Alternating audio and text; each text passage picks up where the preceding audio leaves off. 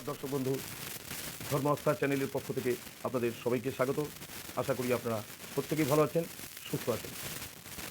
আমি আজ যে বিষয় নিয়ে আলোচনা করব, বিষয়টি হচ্ছে বিবাহ বিষয় নিয়ে। এর আগে বিবাহ বিষয় নিয়ে কিছু গুরুত্বপূর্ণ ভিডিও আমি ছেড়েছি, অর্থাৎ ভিডিও করে আপনাদের জানিয়েছি। যারা দেখেছেন আশা করি তারা উপকৃত হয়েছেন, যারা এখনও দেখেননি তারা অতি অবশ্যই আমার চ্যানেলটি দেখবেন। যদি ভালো লাগে মনে করে সাবস্ক্রাইব করবেন। আপনারা সাবস্ক্রাইব করতে ভুলে যান। আমরা যে এত কষ্ট করে ভিডিও করি শুধুমাত্র আপনাদের শেখানোর উদ্দেশ্যই নয়। প্রথম কথা হচ্ছে নবাগত পুরুষদের মধ্যে কিছু শিক্ষা দান করা, তারপরে যেটা থাকে সেটা হচ্ছে আমাদের চ্যানেলটিকে সমৃদ্ধ করা। আর সেই সমৃদ্ধ করার কাজটা আপনারাই করবেন।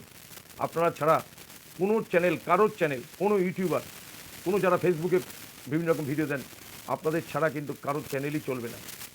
আপনারা দেখেন বলেই আমাদের ভিউজ হয়, আপনারা লাইক দেন বলেই আমাদের চ্যানেলটা চলে, আপনারা সাবস্ক্রাইব করেন বলেই আমাদের আমরা খানিকটা আশ্বস্ত হতে পারি। সুতরাং মনে করে চ্যানেলটি সাবস্ক্রাইব করবেন। আজকের এখন যে বিষয় নিয়ে আলোচনা সেটি হচ্ছে অধিবাস ডালা বা বরণ ডালা। প্রথমে বলবো আক্ষরিকগত অর্থ যদি আমি বলি, অধিবাস কথাটার অর্থটা কী? অধিবাস হচ্ছে, অধি কথাটা হচ্ছে ওপরে, আর বাস মানে অবস্থান। যিনি আজকের যাকে অর্থাৎ এই অনুষ্ঠানে সবথেকে উচ্চ আসন দেওয়া হচ্ছে, অর্থাৎ যিনি সবার ওপরে, যাকে মান্যতা দিয়েই আমাদের এই শুভকর্মের শুরু বা সূচনা, দেখবেন তাকেই কিন্তু মান্যতা দিয়ে এই অধিবাস করানো হয়। বিয়েতে যেমন আমাদের বরণকুলো একটা থাকে, এই বরণকুলো সাজানোটা একটা দেশাচারের মধ্যেই পড়ে। বরণকুলোতে কি কি থাকবে সেটাও তার যার যার দেশ সেই নিয়ম অনুযায়ী হবে। দেশাচার কুলচারটাই কিন্তু প্রথম মান্যতা দেওয়া উচিত, সবার প্রথমেই মান্যতা দেওয়া উচিত। অনেক জায়গায় দেখবেন যেটা ভালো হয়, বরণকুলো একটা সাজানো হয়, কারণ একটা বরণকুলোর যে পরিধি, যা বরণকুলোর মধ্যে যে জায়গাটুকু, তার মধ্যে সব কিছুই রাখা অনেক সময় সম্ভব হয় না। সেক্ষেত্রে স্বাস্থ্যকাররা তো বরণডালার নির্দেশ দিয়েছেন। সেক্ষেত্রে বলবো যে 15 থেকে 16টি যদি ছোট ছোট পেতলের বাটি হয় বা ছোট ছোট মাটির খুঁড়ি হয়, তাহলে অধিবাসের যে দ্রব্যগুলো সেটা রাখতে সুবিধা হয়। তো অধিবাসের দ্রব্যগুলো কি কি? তাহলে আমাদের প্রথমে যে কাজটা করতে হবে সেটা হচ্ছে বরণগুলো সাজিয়ে নিতে হবে। অনেকে পুরোহিতের থেকে সাহায্য নিয়ে অনেকে এই বরণগুলো সাজান, অনেকে হয়তো দেশবাড়ির কথা কিছুই জানেন না, বা তারা কিছু দেখেননি, বা তাদের মনে নেই, বা তাদের যারা বয়োজ্যেষ্ঠা তাদের বাড়ির তারা ইতিমধ্যে হয়তো আর গত হয়েছেন। সেক্ষেত্রে অনেক যজমান কী করেন, পুরোহিতের সাহায্য চান। অনেক সময় দেখা যায় যে ঠাকুরমশাই সেই বরণগুলোটা সাজানোর ব্যাপারে সহযোগিতা করে থাকেন। তো সেখানে কি কি লাগবে সেটা অবশ্যই ঠাকুরমশাই সেটা ফর্দতে লিখে দেন। তথাপি আমি বলবো এই কারণেই, অর্থাৎ আলোচনা করব যে নবাগত পুরোহিত বন্ধুদের উদ্দেশ্যেই যেহেতু এই ভিডিওটা, সেই হিসাবে তাদের শেখার ক্ষেত্রে বা তাদের শেখার স্বার্থে আমি একটু আলোচনা করছি। অধিবাস দ্রব্যগুলো হচ্ছে মহি, অর্থাৎ গঙ্গামাটি, মাটি, ছোট্ট একটা মাটির দলা। তারপর হচ্ছে গন্ধ, অর্থাৎ চন্দন, সাদা চন্দন। তারপর হচ্ছে শিলাখণ্ড, অর্থাৎ পাথরের একটা টুকরো। তারপর হচ্ছে ধান, দুর্বা, ফুল, ফল, ফল অর্থাৎ অখণ্ড কলাছড়া, অখণ্ড কলাছড়া অর্থাৎ একফানা কলা। অনেকে 16টা দেন, 16টা দিয়ে থাকেন, মানে যে কলার সংখ্যা 16টা থাকবে, বা অনেকে আবার 12টাও দিয়ে থাকেন, অনেকে আবার 15টাও দিয়ে থাকেন। অর্থাৎ অবশ্যই দেশাচার অনুযায়ী এটা করতে হয়। আর পুরোহিত যদি বন্ধুরা বা সহযোগিতা করে থাকেন তাহলে বলবো অখণ্ড ফল হিসাবে কলাছড়া 16টা দেওয়াই বিধেয়। তারপর হচ্ছে দই, তারপর হচ্ছে ঘৃত, তারপর হচ্ছে স্বস্তিক, স্বস্তিক অর্থাৎ চালের পিঠুরি, স্বস্তিক দেখবেন একদম যেমন ওই লক্ষ্মী পুজোর ক্ষেত্রে খেলনা হয় না, সরস্বতী পূজা লক্ষ্মী পুজোর ক্ষেত্রে একটা মট টাইপের চিনির, ওই রকম স্বস্তি তৈরি করা হয় কি দিয়ে? চালের গুঁড়ো দিয়ে। চালের গুঁড়োটা একটু জল দিয়ে মেখে নিয়ে তারপরে এই স্বস্তিকগুলো করা হয়, ওটা চাল বাটা দিয়ে করতে হয়। তারপর হচ্ছে সিন্দুর, তারপর হচ্ছে শঙ্খ, শাঁখা, শাঁখা শাঁখা লোয়া পলা যে কিনতে পাওয়া যায় সেই শাঁখা, কজ্জল অর্থাৎ কাজল, গোরচনা, গোরচনা আর হচ্ছে অর্থাৎ হলুদ বাটা, হলুদ বাটা, সিদ্ধার্থ অর্থাৎ শেষ সরিষা, কাঞ্চন অর্থাৎ সোনা, একটু রূপো, তারপর তামা, ছোট চামর, ছোট দর্পণ বা আয়না ছোট পাওয়া যায়, তারপর দ্বীপ, এই এর মধ্যে একটা দ্বীপ প্রজ্বলিত থাকে, রংসরা প্রদীপের মধ্যে একটা প্রদীপের মধ্যে প্রদীপটা জ্বলতে থাকে। তারপর হচ্ছে অক্ষসূত্র, যেটা হাতে বাঁধতে হয়। তারপরে একটু পান রাখা যেতে পারে, সুপারি রাখা যেতে পারে, কড়ি রাখতে হবে, হ্যাঁ, এগুলো আছে। তারপর একটু মিষ্টি, অনেকে ওটা আচার অনুযায়ী যদি বা একটু রাখা যেতে পারে। এগুলো হচ্ছে অধিবাসের দ্রব্যাদি, আগেই বললাম।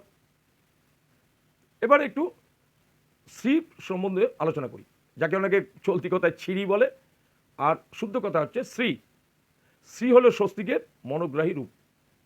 কোনো কোনো অঞ্চলে, বিশেষ করে শহর অঞ্চলে, চালগুড়ির সঙ্গে বিভিন্ন রং মিশিয়ে শঙ্কুর ন্যায় একটা স্তম্ভ বানানো হয়, একটা থালার মধ্যে, একটা পাত্রের মধ্যে শঙ্কুর মতো, এরকম শঙ্কুর মতো এরকম একটা শ্রী বানানো হয়। সেটি থাকে ছোট একটা থালার উপরে, এবং এওরা সেটা সর্ষে তেল দিয়ে সেটাকে ভিজিয়ে রাখেন, না হলে ওটা টেকসই হয় না বা ফেটে যেতে পারে। তার জন্য ওটা শক্ত হয়ে গেলে চাল গুঁড়ো দিয়ে যে এই ছিরিটা বানানো হয় বা শ্রীটা বানানো হয়, সেটার বানানোর পরে যদি একটু সর্ষে তেল দিয়ে না রাখা, অর্থাৎ পর্যাপ্ত সর্ষের তেল না দেওয়া হয়, তাহলে ওটা ফেটে যেতে পারে। এই শ্রীটা হচ্ছে একটি প্রয়োজনীয় অধিবাস দ্রব্যরূপে বা ব্যবহার করা হয়, দ্রব্যরূপে ব্যবহার করা হয়। তারপর হচ্ছে আইভার, এটিও স্বস্তিকের একটা রূপ। ছোট এক কুলোর মধ্যে হরিদ্রাক্ত চাউলপূর্ণ 4টি ভার, এটা 4টি ভার থাকে, আইভার। আমরা আইভার বলি ঢাকনা সমেত। অনেকে ওই আতপ চালের সঙ্গে কিছু হলুদ গুঁড়ো মিশিয়ে এই 4টি আইভার পূর্ণ করে রাখেন, এবং সেই ভারে চালের ওপর একটা কড়ি ও একটা সুপুরি দেওয়া থাকে। তাহলে 4টি আইভার, তার মধ্যে হরিদ্রাক্ত হলুদ মেশানো চাল, তারপরে মধ্যে একটা কড়ি, একটা সুপুরি দেওয়া হয়।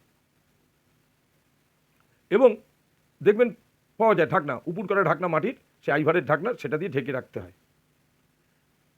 লাল চেরি দ্বারা ভাঁড়গুলো আচ্ছাদিত হয়। অনেক সময় কি দেখায়, আমরা করি কি, লাল চেরি দ্বারা সেই ভাঁড়গুলো আচ্ছাদন করে রাখি। এটিও কিন্তু একটা অধিবাসের দ্রব্য। এগুলো বিশেষ দ্রব্য বলে আমি এগুলো নিয়ে আলোচনা করছি। তারপর হচ্ছে গাঁইট ছড়া, অনেকে বলে গেঠেলি, গেঠেলি হরিদ্রাক্ত ছোট বস্ত্রে, হলুদ রঙের কাপড়ের মধ্যে, বা ছোট বস্ত্র, অনেকে এখন লাল বস্ত্র দিয়ে থাকেন, কারণ বড় লাল চিলি পাওয়া যায়। তাছাড়া হলুদ কাপড়ের মধ্যে পান, জায়ফল, সুপারি, বহেরা, ধান, দূর্বা, ফুল, কড়ি, গোটা হলুদ, এলাচ ও মুদ্রাকে বলা হয় গাইড ছড়া। অর্থাৎ হচ্ছে গাইড ছড়ার চেলি যে আমরা বাঁধি, তার মধ্যে একটা লাল কাপড়ের হোক, একটা হলুদ কাপড়ের মধ্যে কী কী থাকবে সেগুলো বলছি। পান থাকবে, জায়ফল থাকবে, সুপারি থাকবে, বহেরা থাকবে, ধান, দূর্বা, পুষ্প থাকবে, কড়ি থাকবে একটা, গোটা হলুদ থাকবে, এলাচ থাকবে, ও একটা কয়েন থাকবে, কাঁচা টাকা। এটা দিয়ে ভালো করে বাঁধতে হবে। বেঁধে একটা দেখুন এরকম মাঝখানটা এরকম পোটলার মতো হবে, দুপাশে কিছুটা বাড়তি অংশ থাকবে, যেটা বিবাহের দিন রাতে কাজে লাগবে, বরকন্যার উত্তরীয় বা আঁচলের সাথে যেটা বাঁধতে হয়। এবার হচ্ছে মঙ্গল ঔষধি। মঙ্গল ঔষধি কি? হস্তবন্ধনের সময় দেখবেন তার আগে আমরা বরকন্যার হাতের মধ্যে এগুলি লেপন করে থাকি, কারণ এখন অধিকাংশ জায়গায় শুধুমাত্র ফুল চন্দনের সাহায্যে সেটা হাতে লেপ করে দেওয়া, অর্থাৎ মাখিয়ে দেওয়া হয় বরকন্যার ডানাতে। কিন্তু একটা সময় ছিল কর্পূর, কুমকুম, মৌয়া ফুল, ধুনা, জায়ফল, এই 5টি দ্রব্য, কর্পূর, কুমকুম, মৌয়া ফুল, ধুনা, জায়ফল একত্রে বেটে, এই কতগুলি জিনিস বেটে তার একটা কাঁত বা লেপ তৈরি করতে হয়। সে বরকনের হস্তে সেটা লিপে দিতে হয়। তাতে আমাদের শাস্ত্র বলছে তাতে বৈধব্য দোষ থাকে না।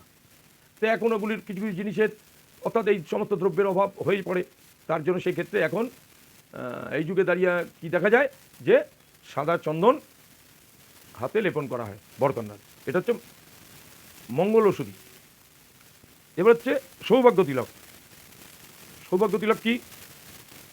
গোরচনা অভাবে হরিদ্রা অর্থাৎ হলুদ, গোমূত্র শুষ্ক, গোময়, দধি ও চন্দন অর্থাৎ গোময়, শুষ্ক গোময়, দধি ও চন্দন একসাথে বেটে নিয়ে বিবাহকালে কন্যার কপালে তিলক দিলে সৌভাগ্য ও আরোগ্য লাভ হয়। সৌভাগ্য ও আরোগ্য লাভ হয়, এটাকে হচ্ছে সৌভাগ্য তিলক বলে। তারপর হচ্ছে অক্ষসূত্র। অনেকে এই অক্ষসূত্রকে সেটা মঙ্গলসূত্র বলে। মঙ্গলসূত্র যেটা অধিবাসের পিড়িতে অর্থাৎ নান্দিমুখের প্রাক্কালে অর্থাৎ ষষ্ঠী ও মার্কণ্ডেয় পূজার পরেই যে কাজটি আমরা করি বা সকলে করে থাকেন সেটা হচ্ছে অধিবাসের কর্ম। সে অধিবাস কর্মের শেষে কন্যার বাম হাতের মণিবন্ধ জায়গায় একটা অক্ষসূত্র বা মঙ্গলসূত্র বাঁধতে হয়, আর ছেলের ক্ষেত্রে সেটা ডান হাতের মণিবন্ধ স্থানে সেটা বাঁধতে হয়। এখন প্রশ্ন আসছে, অনেক বইতে লেখা থাকে 5 গাছি বা 7 গাছ 7 ফিট দিয়ে ওটা তৈরি করতে হয়, 5 ফিট কিংবা 7 ফিট দিয়ে মাঝখানে দুর্ব দিয়ে সেটা বাঁধতে হয়। এক একজন এক একভাবে বেঁধে থাকেন বা করে থাকে, তৈরি করে থাকেন। কোনো কোনো বইতে 5 বা 7 ফের দেওয়ার কথা বলেছে, কিন্তু বিষয়টি হচ্ছে কন্যার ক্ষেত্রে 7 ফের, কন্যার ক্ষেত্রে যেটা 7 ফের আর 7টি দুর্বা দিয়ে অক্ষসূত্র তৈরি করতে হয়, তার প্রমাণ আমার কাছে আছে। আর পুরুষের ছেলের ক্ষেত্রে সেটা হচ্ছে 9 ফের সুতো 9টা দুর্ব দিয়ে এই অক্ষসূত্র বা মঙ্গলসূত্রটা তৈরি করতে হয়। তাই খুব সহজেই বুঝলেন, বিষয়গুলি আলোচনা করবার প্রয়োজনীয়তা আছে।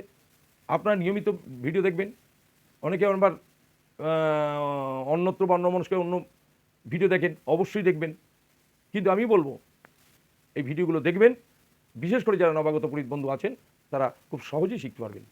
এই বিবাহ বিষয় নিয়ে ইতিমধ্যে আমি ভিডিও করতে শুরু করেছি, কেননা এগুলি এখন বিবাহের মাস চলছে, যাতে আপনাদের উপকার হয় তার জন্য আমার প্রচেষ্টা। এতক্ষণ যারা আমার ভিডিও দেখছিলেন তাদের অশেষ অশেষ ধন্যবাদ। আপনাদের আগামী দিনগুলো ভালো কাটুক, ভালো কাটা কাজকর্মগুলো করুন।